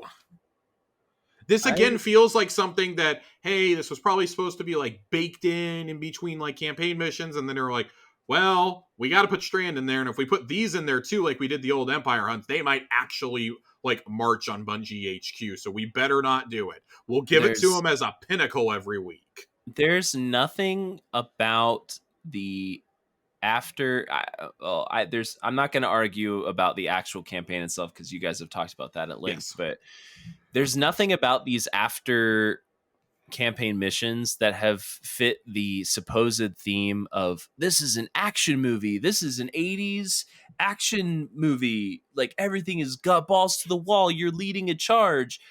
No, I literally talked to a news broadcaster like 3 times. I'm talking to the Hey, listen, administrative. you put some respect on Jisoo Calorando and Quinn Legary, okay? You I, put some fucking respect on their I'm name. talking to the fucking office administrator of You're the talking to of Pam Peasley, the okay? office administrator of the Puka Pond, and like you like it's not.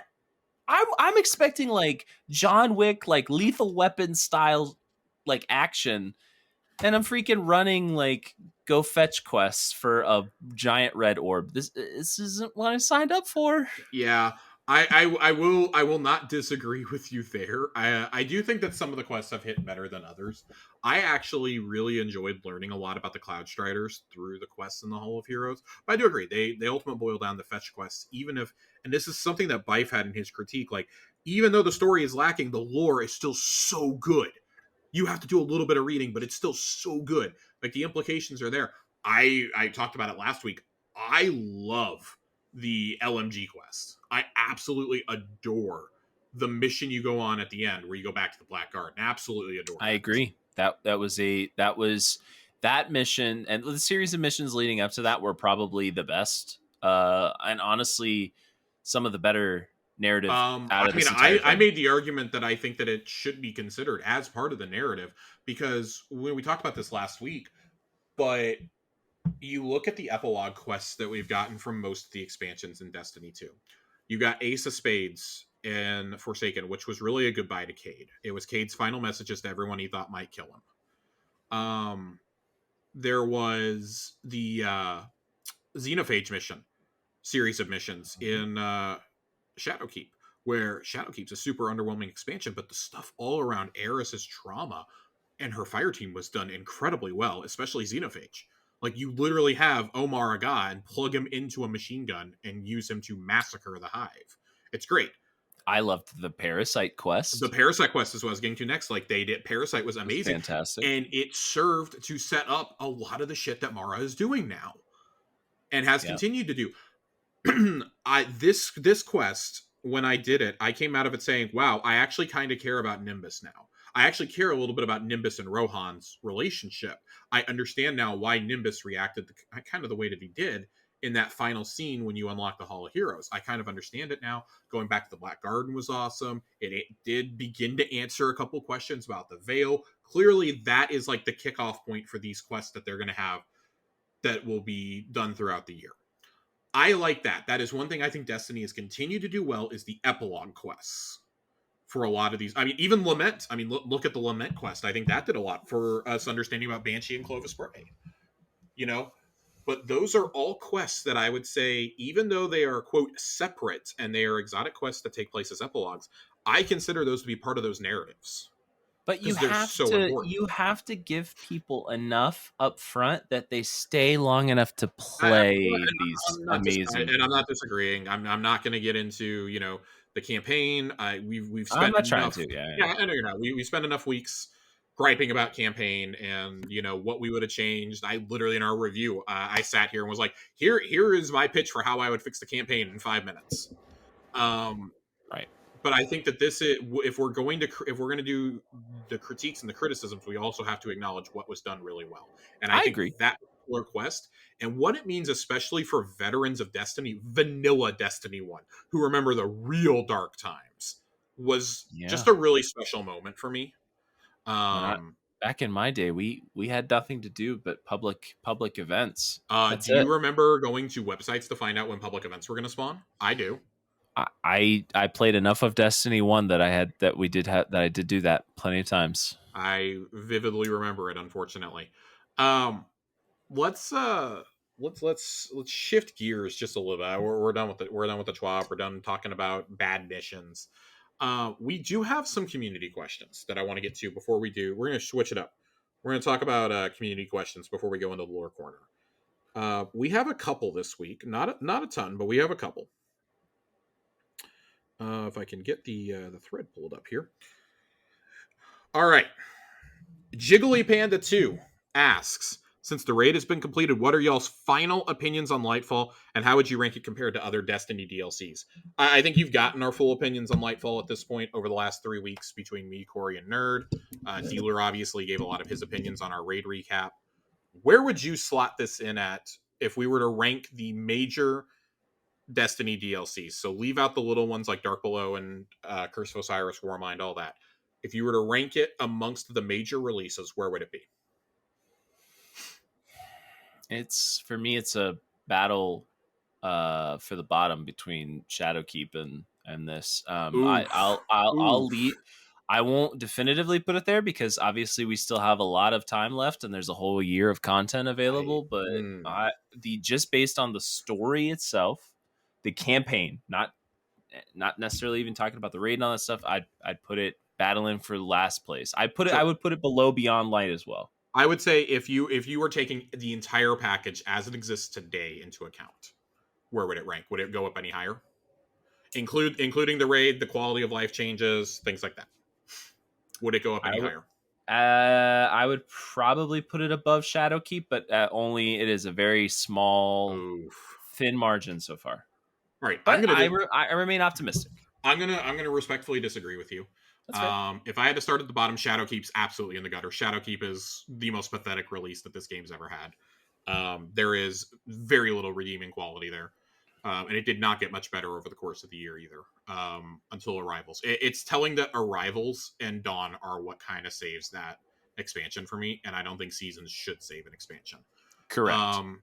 I would go Shadowkeep at the bottom. I would go Destiny 1, Vanilla Destiny 1. Oh, I didn't know you were talking about Destiny 1 stuff too. Any major release. Any major release. Oh, okay. Well then, okay. Yeah, I would put Destiny 1.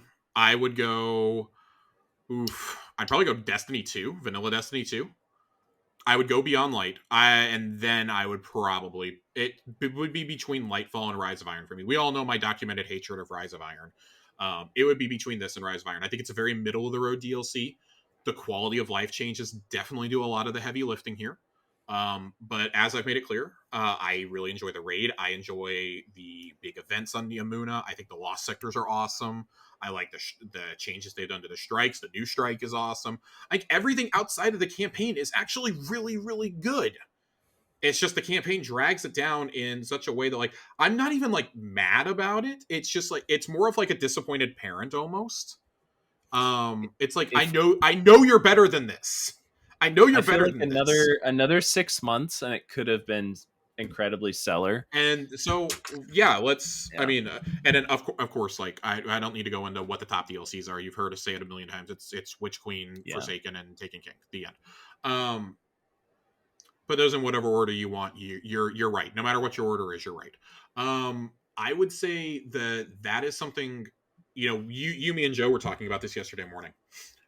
That this feels like the factor of a couple of things. This expansion probably should have been delayed because it very much feels like you got about 60% of a campaign. Like everything up to Callus probably should have been about the first like half, maybe 2/3 of the final shape, or what will now be the final shape. But it became very clear that they had way too many storylines they needed to wrap up in between. Because they're clearly trying to like finish up the side character quests and things like that, which if we had started seasons like this sooner, we wouldn't be having this problem now. But instead, we've gone through 2 years of pretty goddamn solid, almost 3 years now since Arrivals, of really good seasonal storytelling. And we know there was a narrative shakeup. We know that the person who was in charge of seasons got moved to take over main narrative. But by then, I mean, the game is in full production. It's already written. They were already doing VA work by that point. So she's really taking over final shape. And then I think there was also the pressure on them after the Sony purchase to say, hey, we need to return on our investment now. You can't delay. And I don't think they wanted to. Now that they have, they spoke about it in the Vidoc leading up to Witch Queen about how badly they wanted an early in the year release date to keep it easy for fans to keep track of when a year starts and ends. I think they internally had the conversation and said we cannot have a third year with a 6-month season. We cannot do that again. No, I don't think the community could could weather it either. After this year, I think the community will absolutely be more receptive to it next year. 100%. Because I think what you do is I think you acknowledge that seasons, I mean, maybe you even start with the summer season. You decide, okay, we're going to pad these out to give us maybe 3 or 4 extra months, which would give us an extra probably like 5 weeks on average of each of these seasons. That would extend you into April sometime next year. If you really think you need that extra 6 months, though, guys, come up with, a fun in between season. You've already told us that last season before Final Shape is supposed to mainly be a quality of life season. Give us another, I don't know, give us another like $15 30th anniversary style season, but for the 10th anniversary of Destiny. I don't know what you have to do there. Sparrow Racing. Give us Sparrow Racing. Give us a whole bunch of Destiny 1 shit. Give us Sparrow Racing League. Bring back Crota's End as a raid or a dungeon as an in-between thing. Like, there's so much stuff you can do, and I realize you have to have the manpower to do that. But there is plenty of stuff you can do, and then release Final Shape on the 10th anniversary of the original game in September. You're going to need that lead time to work on whatever's coming next anyways, and I think this would take a lot of the pressure off the team. Part of what made Witch Queen so successful, I think, especially after seeing how hot Lightfall came in, is they had that extra 6 months, and they knew about that a year in advance.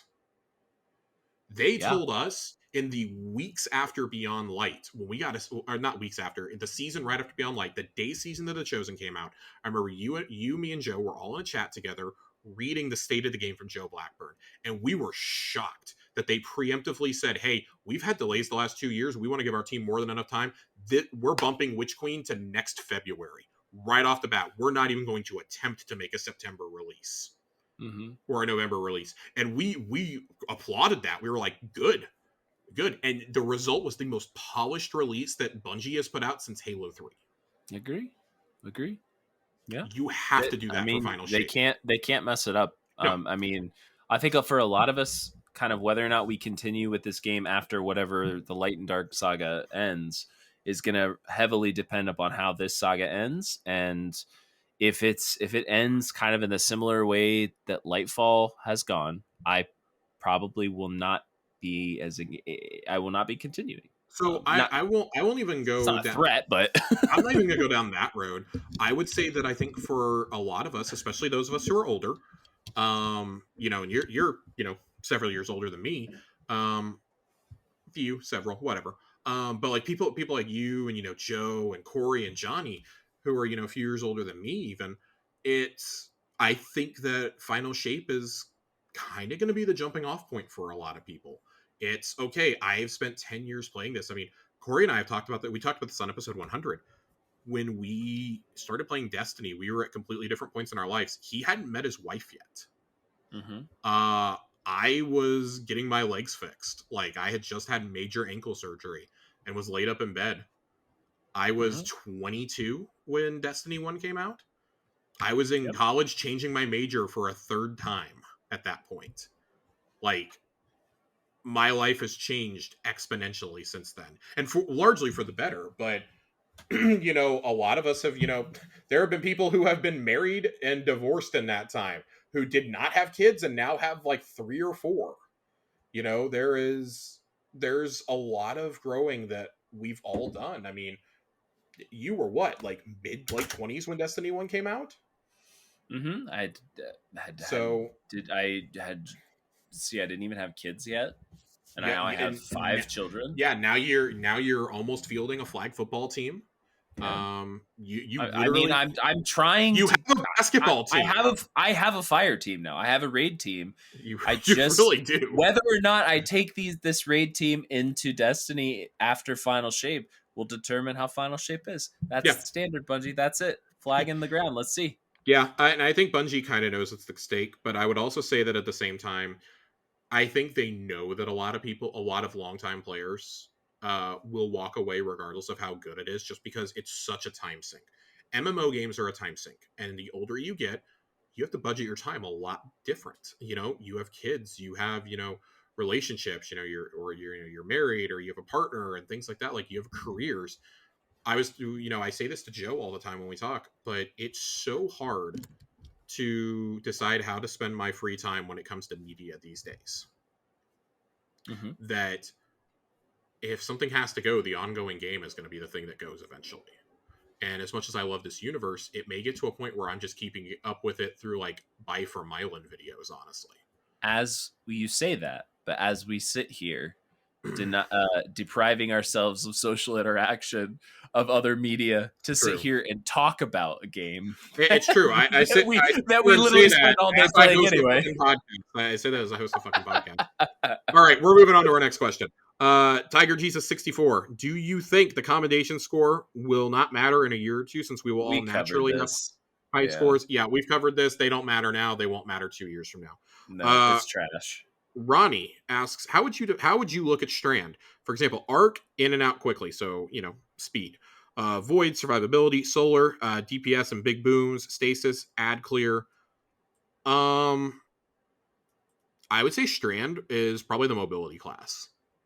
I think it's such a unique movement set that I actually would almost say it also needs to be classified as ad clear, because the suspension of enemies is a thing unlike anything we've seen in this game, even extending at the Strand or stasis, excuse me. It's crowd control to me. Yeah, I think both stasis and strand, from a kind of RPG mechanics kind of classification, they're both crowd control classes. Strand is a little bit different, but I would say Strand is better at crowd control in a lot of cases than Stasis is. The way that it just completely bullies champions is really amazing. So I would say crowd control. yeah. Nitro TJ writes in with another question. Or, excuse me, this is his first question. He has two questions tonight. Are you okay with them putting half the story in the seasons and half in the main DLC? Yes. I'm gonna say yes, but I want to give a really long-winded answer here because it's not that simple. When it is stuff like they've already clarified for the quest they're going to release during Season of the Deep, I am okay with that.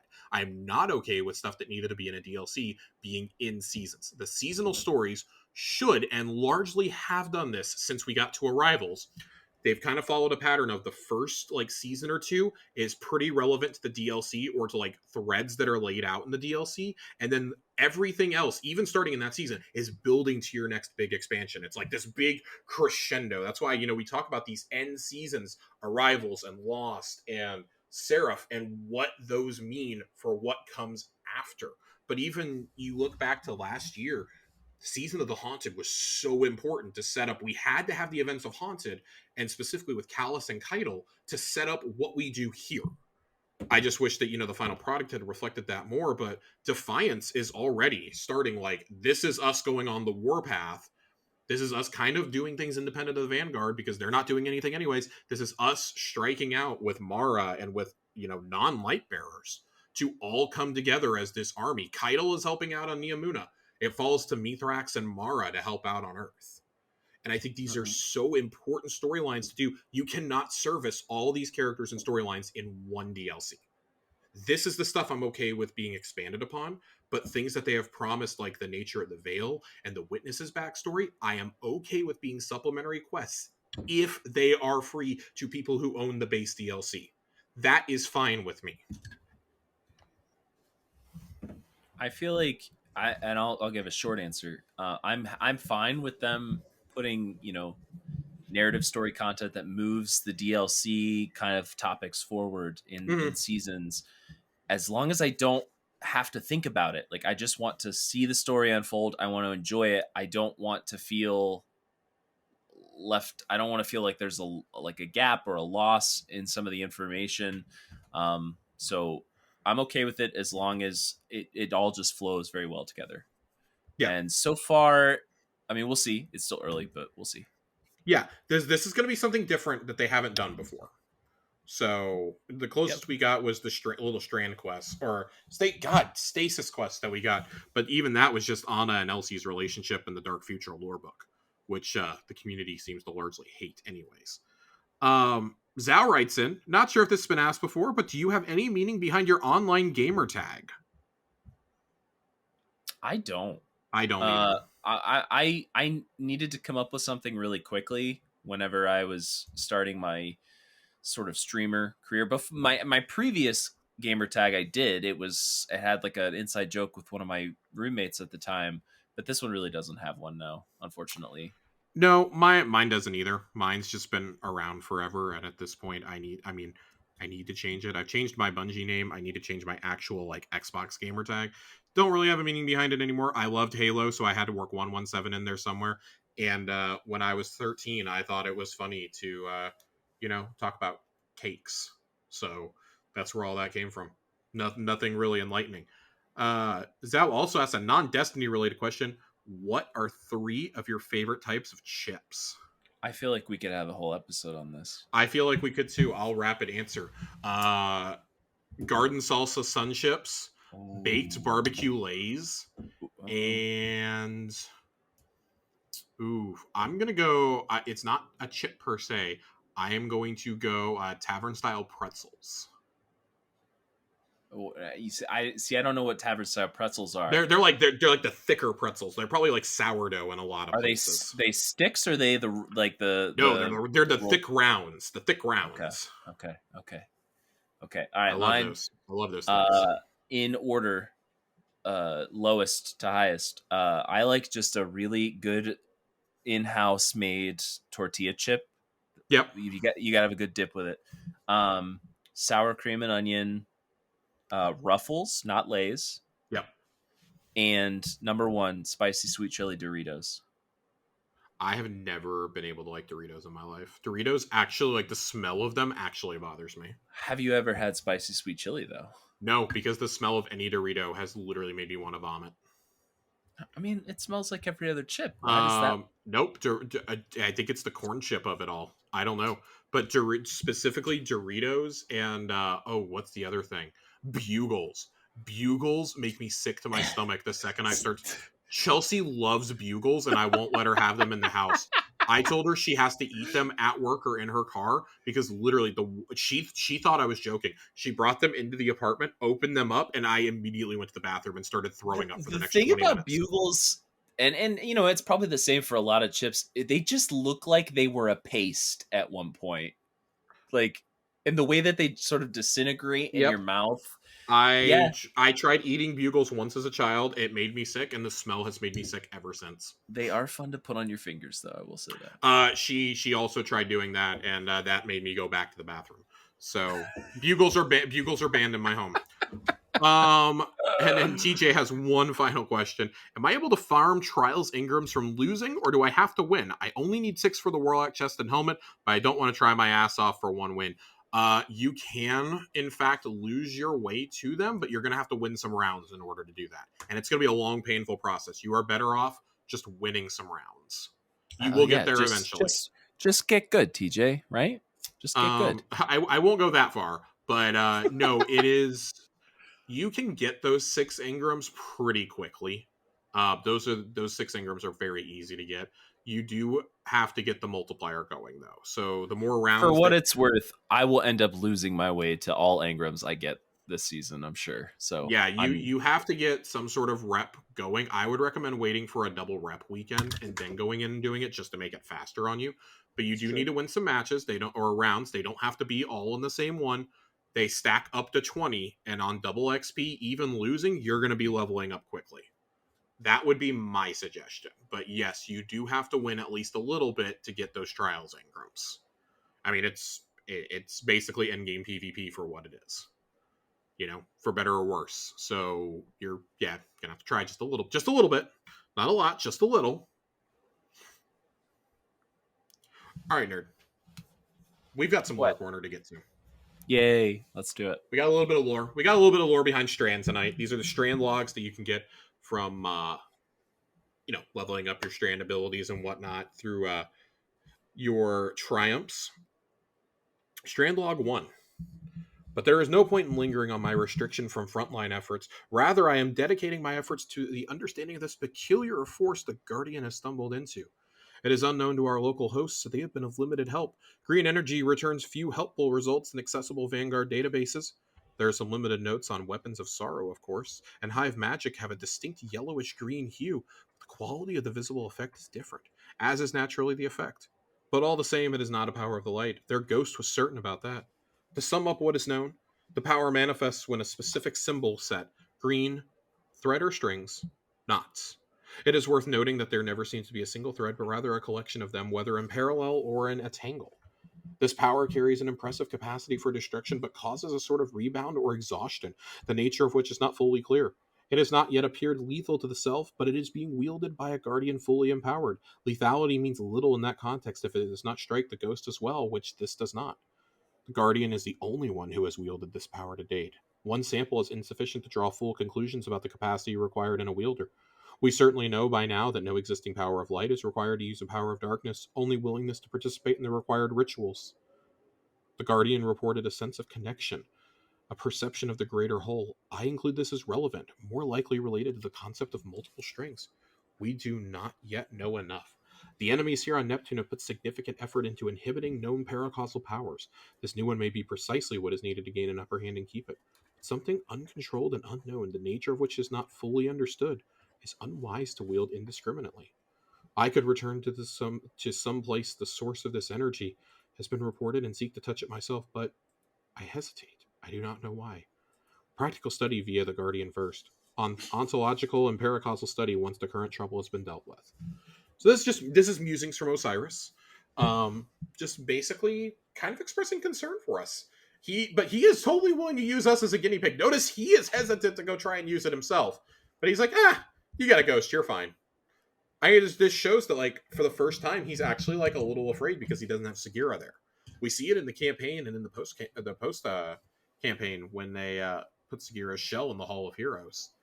But this kind of like, drives that home a little bit. I think like that's probably the thing I draw from this the most. But also that like this is like an in-game wink to this was definitely supposed to be in last expansion, but we decided to hold it for better or worse.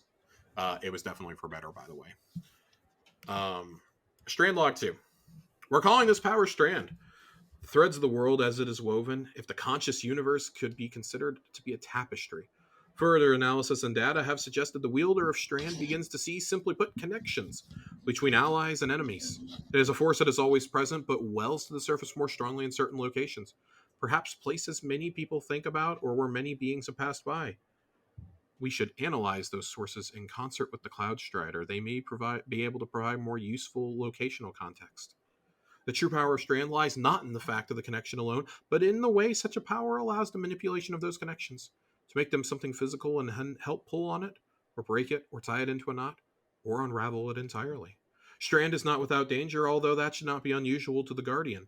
Those who take up the banner of Stormcaller, for instance, have their own storied contention with the Storm, and the Void was unilaterally regarded as dangerous by the Vanguard for many years. Strand's danger comes from the very act of taking hold of those threads. Like many powers, the closer one comes to the source, the more likely the source may act on the wielder. This danger is no product of darkness, or rather, only in so much as wildfires are a product of light, a natural consequence. That aspect of darkness which revels in destruction, which encourages the easy entropy for the pursuit of power, is nowhere to be found here. It may not even be truly part of darkness. I have touched Strand myself now, carefully. I am too aware of mortality, but I must understand the power further if I am to hope to instruct the Guardian in turn. They acted as the lightning rod while I experimented, and the backlash clung to them instead. What a strange feeling, to be so aware of one size in the spectrum of existence. It is the natural instinct to try and steer that, to take any control at all, no matter how much. Whatever can be done to feel as though you are not wholly adrift, lost in something huge and all-encompassing. But precisely at the moment one tries to grasp for control, the weave becomes a devouring snarl.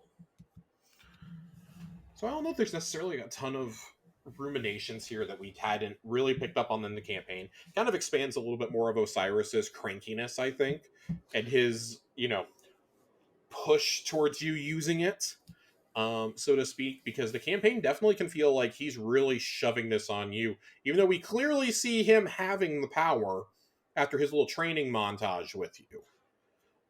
He clearly has it gathering around his gauntlets. And I almost wonder if, because he appoints himself as Neomuna's protector at the end of the campaign and at the end of the epilogue quest when he decides to return to the tower and to Saint, he says that he's going to keep a watchful eye over not just Neomuna, but over Nimbus. And I wonder if him using Strand will come into play as we go through the seasons. Similar to how we saw Elsie, Eris, and Drifter use Stasis in the awesome Beyond Light cutscene, and then they never touched it again.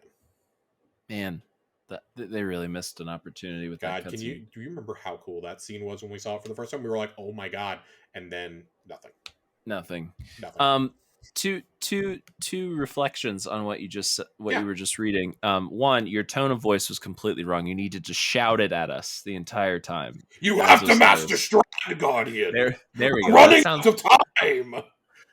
Way more accurate. And two, the thing I was just kind of thinking about the training montage. You know what that training montage really needed?